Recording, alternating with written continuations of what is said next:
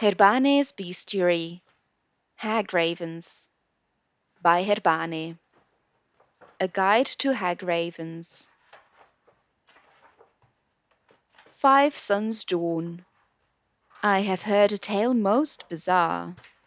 A beautiful young woman cast out of town by the thrown stones of accusers for giving in to the dark arts.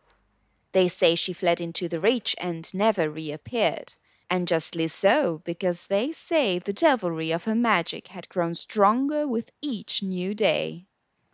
Shortly after, a witch of half woman and half bird had been sighted deep in the mountains, and as the sightings increased, the young women began to disappear. This tale has brought me to the Reach, where this witch they call a Hagraven makes its home, with sword and shield at the ready, for I must see this creature, and I must slay it. 24 Suns Dawn. The stomach of an average man would turn at the cruelty set before me. I first saw the thatch and bone, the human skulls, the dead goat heads mounted on pikes, filthy animal pelts, loose entrails, and feathers matted in blood. I had heard that forsworn revere and protect these Hagravens, and all around were there small crude trinkets and altars to these witches on which sat dull, empty soul gems. What vile creature would live where all things are dead? Deeper into the lair I heard it first, an unsteady shuffling, followed by a heaving, unforgettable stench.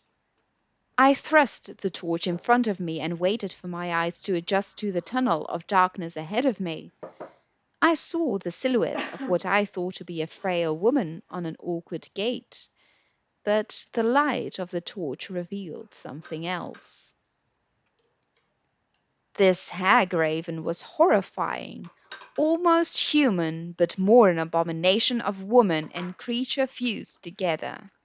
Nothing more than a husk of humanity surrendered in exchange for possession of the powers of dark magic.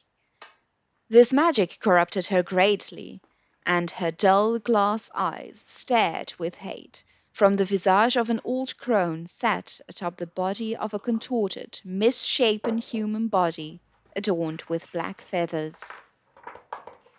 It bristled as it let out a piercing scream, and as a vivid red light began to form in the palm of its talons, it was all I could do to raise my shield in defense of magic most foul.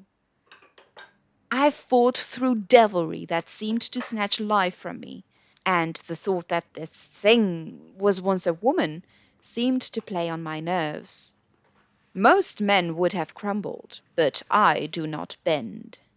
The Hagraven is a most repulsive creature, and deserving of its fate, and its claws that are my trophy will tell the story of Herbane's triumph. I have naught but to continue my travels and my conquests, for I have yet to see what would make me tremble.